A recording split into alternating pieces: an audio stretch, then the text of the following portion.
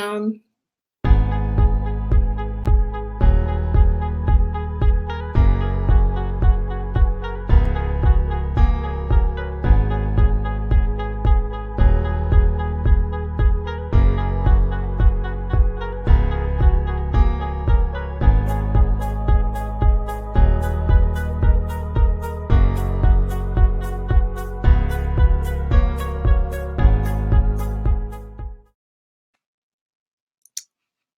well, good morning, everyone. This is Dr. Paulina Van.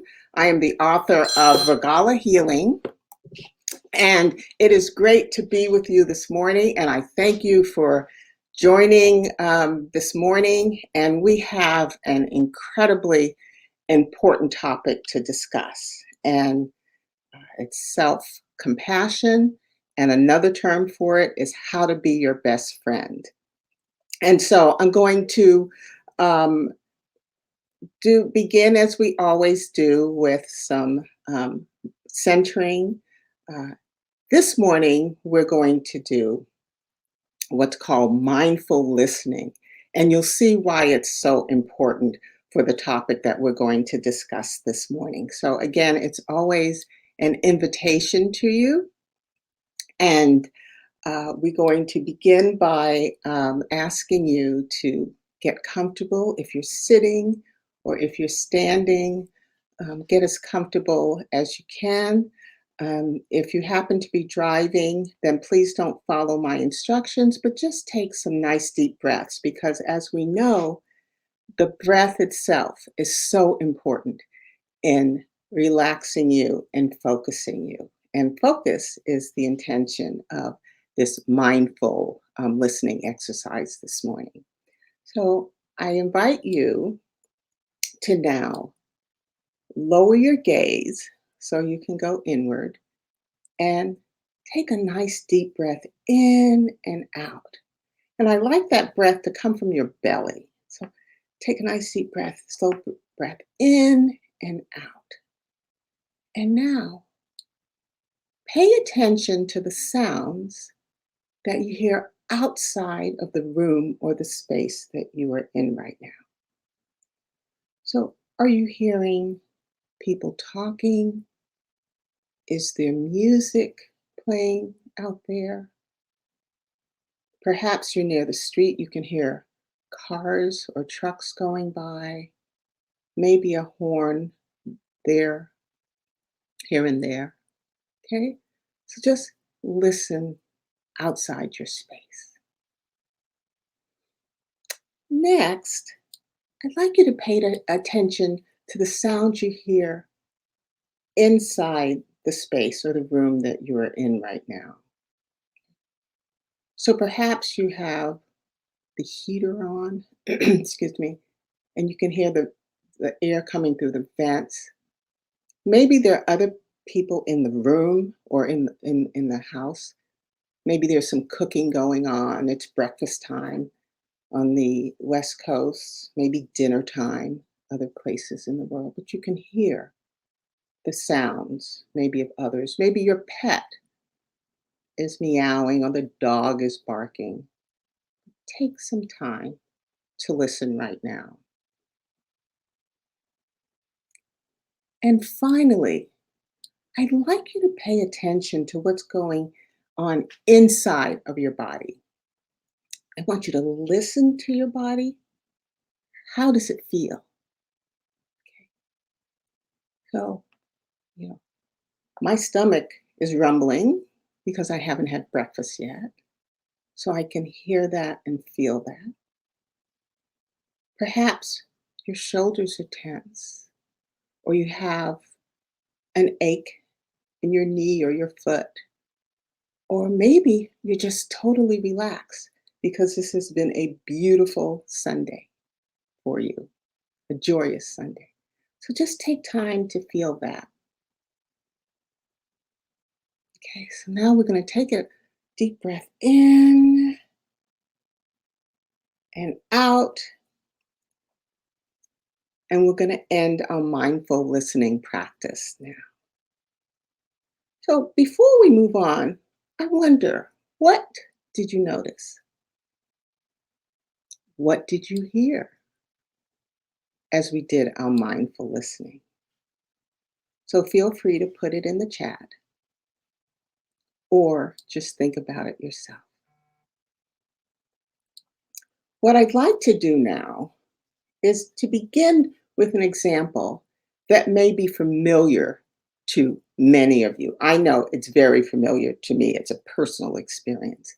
So um, I'm going to use male female dating relationship, but I invite you to modify the story, excuse me, in a way that resonates with you. So it may be partnered, married, or in a committed relationship. So whatever resonates with you. So imagine you get a call from a friend and you say, "How are you?" And she says, "Terrible." And she's choking back tears. And you continue to listen, and she says, that guy that I've been dating, well, he's the first man that I've really been excited about since my divorce. And last night, you're not going to believe it.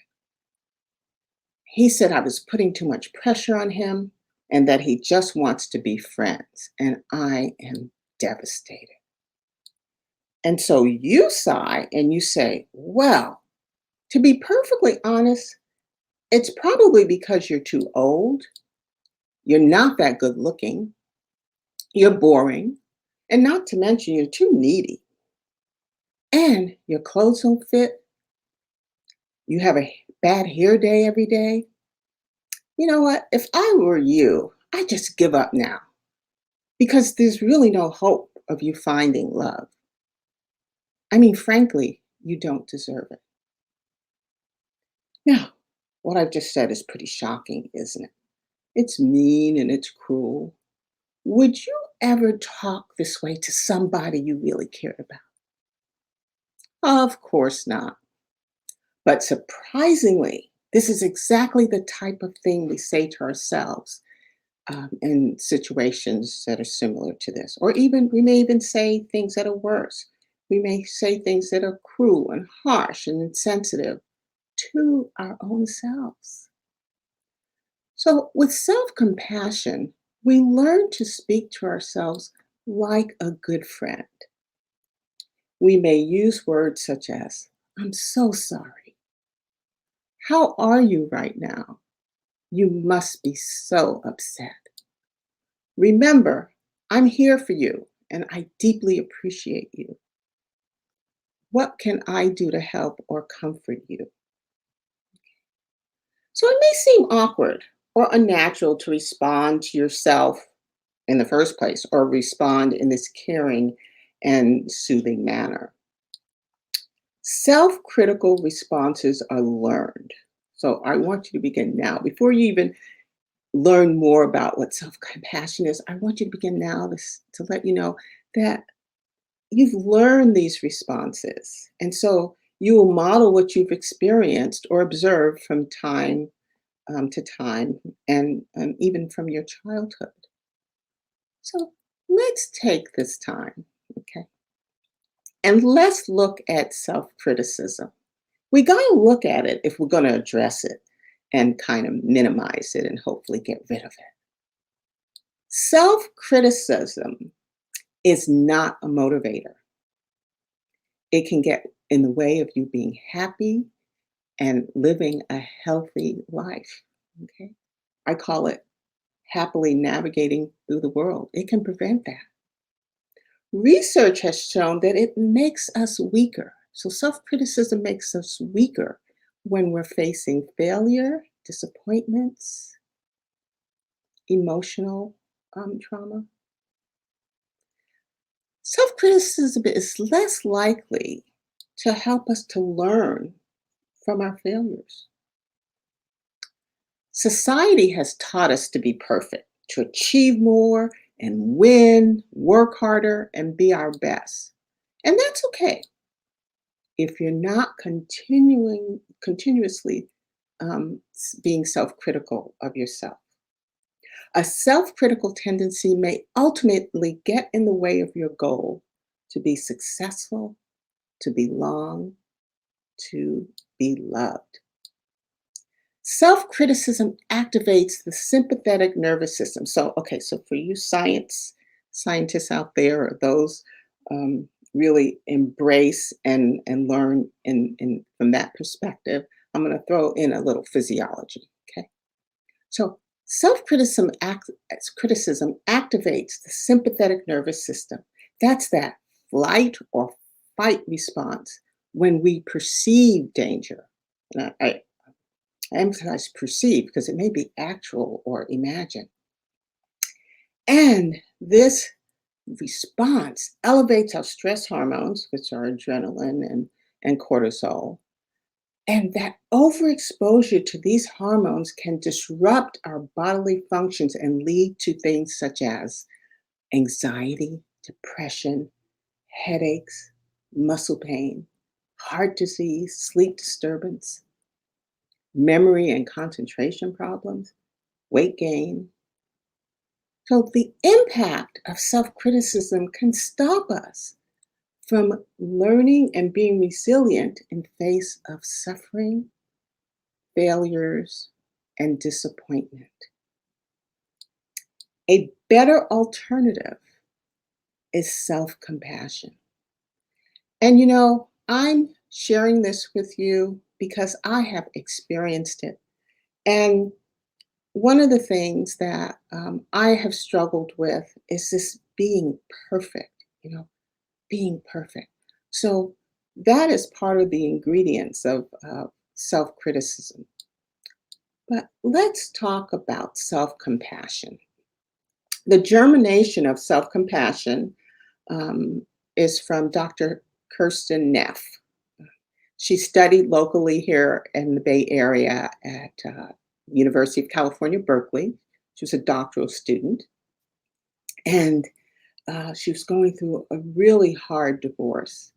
And she found that self compassion was an antidote to her suffering, and it really changed the way she related to herself. And now she's an educational psychologist working in Texas. But over the last 20 years, she spent her life devoted to making self compassion more accessible and understandable. And there's been a tremendous amount of research making self compassion, and she now calls it mindful self compassion, a legitimate, credible element for promoting health and well being. So, how did I get how did I get to embrace self compassion? And whenever I share something with you, know that I have embraced it and I practice it. It's not just theoretical. So, for the last 15 years, I have immersed myself in reflective practices as a way to deal personally and support others to cope and thrive after life happens, disappointments, loss, life challenges. And so I'm a Reiki master, I'm a healing circles facilitator, a heart math trainer, meditation and mindfulness practitioner, and a Caritas coach. But early this year in February, I had, and I'll say the privilege of spending 4 half days with Dr. Neff and her collaborator, Dr. Germer, at a mindful self compassion core skills training event. And I've been in my profession for 46 years. And if this isn't the best, it is among the best trainings I've ever experienced because it changed how I see myself, how I think about myself, and how I treat myself. So I've talked a lot about self-compassion. Let me describe it for you. And Dr. Neff keeps it very simple. Self-compassion involves treating yourself as you would your friend that you care about. Okay? Self-compassion means you are kind and understanding when confronted with personal failures. And self-compassion is a strength. It relieves suffering, and suffering is used in a general way, or emotional pain. Okay? So Dr. Neff says in her description of self-compassion that there are three elements: self-kindness, common humanity, and mindfulness. So I'm going to take us through each of these, beginning with self-kindness, because that's the one that's kind of awkward, right? We treat others really well, um, or at least we try to, and then we forget about ourselves. So, self kindness can be described as treating yourself with care and understanding instead of judging yourself or criticizing yourself. And we say to ourselves things sometimes that I mentioned it before that are cruel or mean or harsh or shaming that we wouldn't say to anyone we cared about, even those who we may not like very much or have a difficult relationship with. I really like Dr. Neff's twist on the adage, do unto others as you would have them do unto you. And her version is, don't do unto others as you would do unto yourself. Interesting, right? With self compassion, we change the way we relate to ourselves. We treat ourselves with kindness, caring, understanding, patience, as we would our friends or someone we cared about. So think about that. I know I'm repeating this, but I really want it to sink in.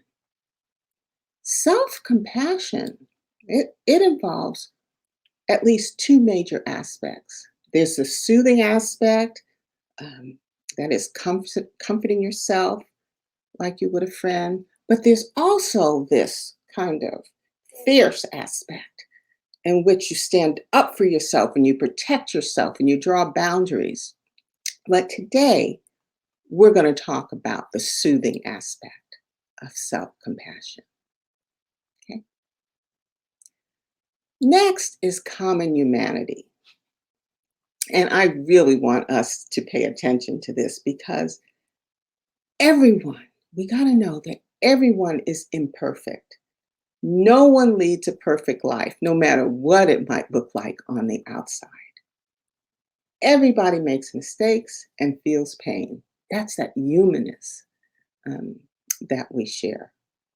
If we fail or something goes wrong, we feel like we're the only one that makes mistakes or makes these mistakes. And that can lead to you feeling isolated. I know I have experienced that. With self compassion, we realize that life happens to everyone, no matter where you are. Okay. Understanding that we're not alone in our mistakes and weaknesses and failures really can give us some comfort. Making mistakes is a human part of everyone's life. Suffering and inadequacies are a part of a shared experience. And I'm going to share my one of my many experiences. Well, I was single for 17 years. I was going to say 17 decades. That's what it felt like. But 17 years after divorce. I had no trouble dating, but I wanted to remarry. And, I would say to myself, why can't I find a husband? Okay. I have wonderful friends who are married, and I was regularly the third wheel. I love them for that. They just took me everywhere with them. But I kept saying, what's wrong with me? Why can't I attract a mate? And so it wasn't until I changed my thinking and my perception about myself, I ended my pity party, that I was able to attract the wonderful husband I have today, almost 3 years. So I think we're still newlyweds. My daughter had a lot to do with this, and she said to me, she said, first, Mama, you have to be the person you want to attract. Pretty sage advice, huh? Next, I wrote this poem about perfection. And I think I will read it. I had thought about whether I would share it, but I think it's appropriate right about now. And it's in my book, Regala Healing, and we'll let you know where to get it. It's on my Shopify site. But it's entitled Perfection. Perfection was my aim. Perfection was just a game. Perfection had its place. Perfection delayed my pace. Perfection was a deception. Perfection created a false perception. Perfection is no longer my claim. Loving myself with fervor will take me further. So remember, no one's perfect. We are human, and perfect is not the aim. The third and last aspect I'll talk to you about self compassion is mindfulness. Okay, so remember, we began our session with a listening mindfulness exercise, and mindfulness is the foundation of self compassion. Okay, so it's a key step in compassion. It's your willingness to observe your negative thoughts and emotions with openness and clarity so that they are held in mindful awareness. Okay, so let me stop there. In order to even address this self criticism and develop an inner ally, you have to recognize, you have to say, I'm doing this. I'm going to take time and look. As painful as it may be, I'm going to look at what my thoughts are and I'm going to be aware of them so I can address them. A classic definition of mindfulness is that it's non judgmental, a receptive state of mind in which one observes thoughts, feelings as they are without trying to suppress or deny them. You know, we cannot ignore our pain and feel compassion at the same time. You either have a pity party or you're good, kind to yourself. You must step aside and step outside of yourself and ask, what do you need? Validating our emotions without criticizing ourselves. Okay. Well, if you're not convinced yet that self compassion is important, let me give you what some of the benefits of self compassion. Okay. So, the more compassionate you are, or increased self compassion is associated with, and all these are greater life satisfaction, wisdom, happiness, optimism. You're going to have better relationships, you're going to be more compassionate with others, socially connected.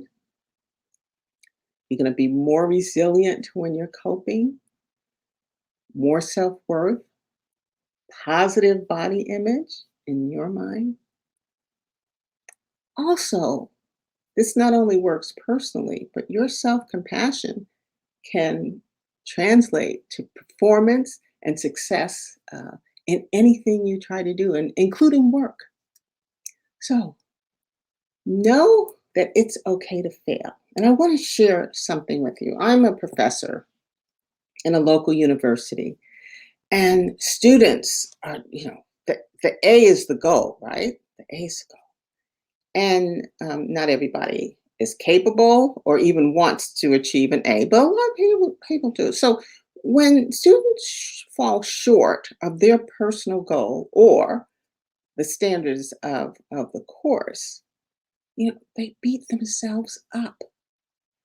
And my approach with my students is to say, look at what happened. How did you prepare? How did you, prepare to perform? How did you prepare to create? So take a look at that.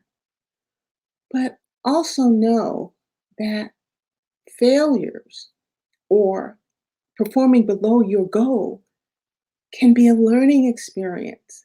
So instead of putting that energy into the past and, oh my goodness, I'm no good, I'm a failure, my parents are going to be upset, I encourage them to move that energy into looking at their failure as an opportunity to do better.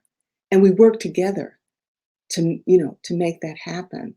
So when you fail or come across someone who has failed or not met their goal, encourage them to, you know, okay, the past is gone.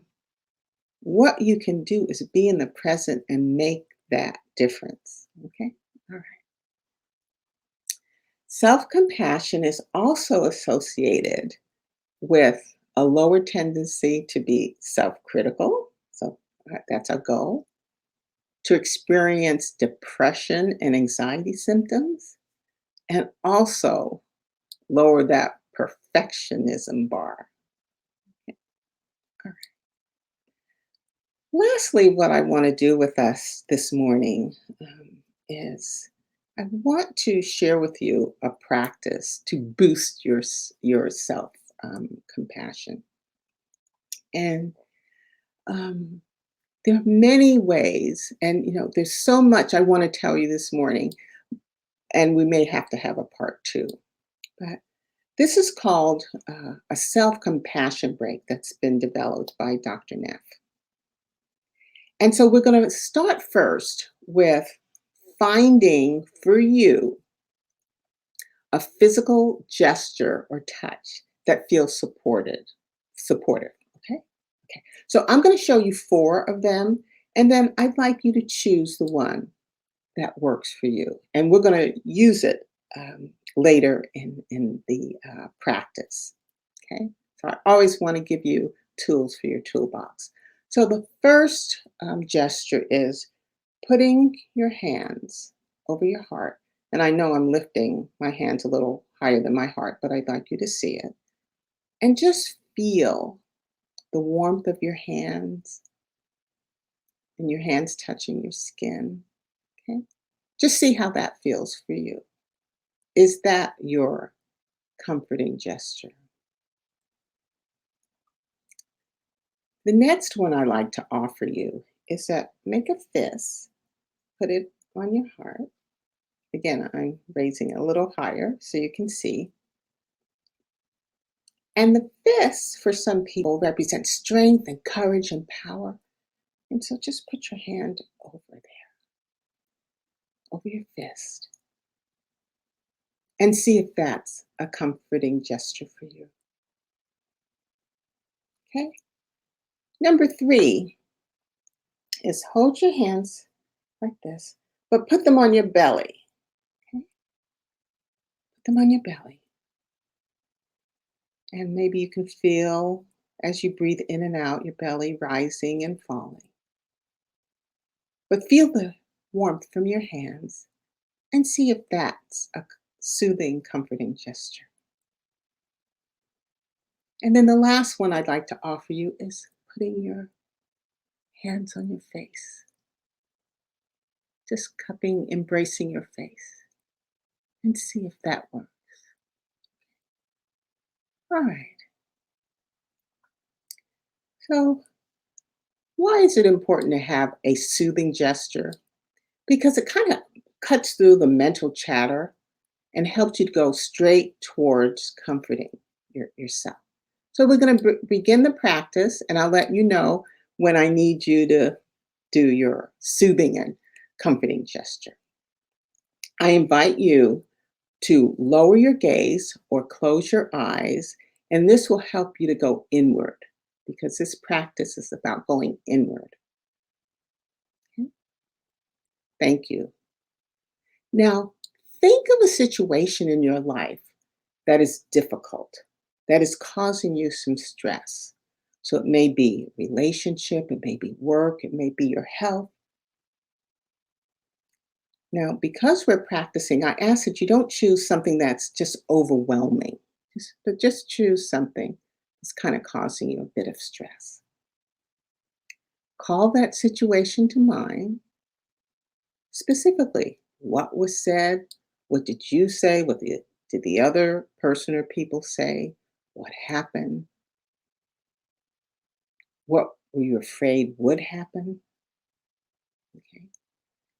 And as you call the situation to mind, I want you to actually feel the stress and the emotional discomfort in your body.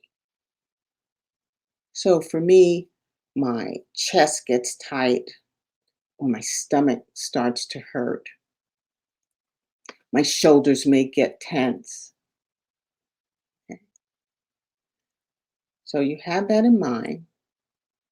What I'm going to do now is to begin saying phrases to evoke those three aspects of self compassion. So we're going to begin with mindfulness.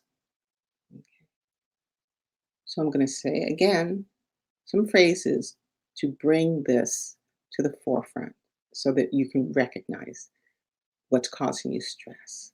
Okay. This is a moment of suffering.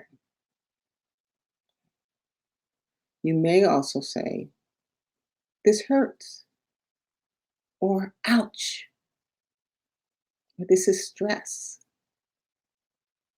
So if neither of those work for you, think of your phrase that will help to bring this to the forefront of your thinking. Next, we're going to talk about common humanity. Remember, we all are imperfect. Suffering is a part of life, you may say to yourself.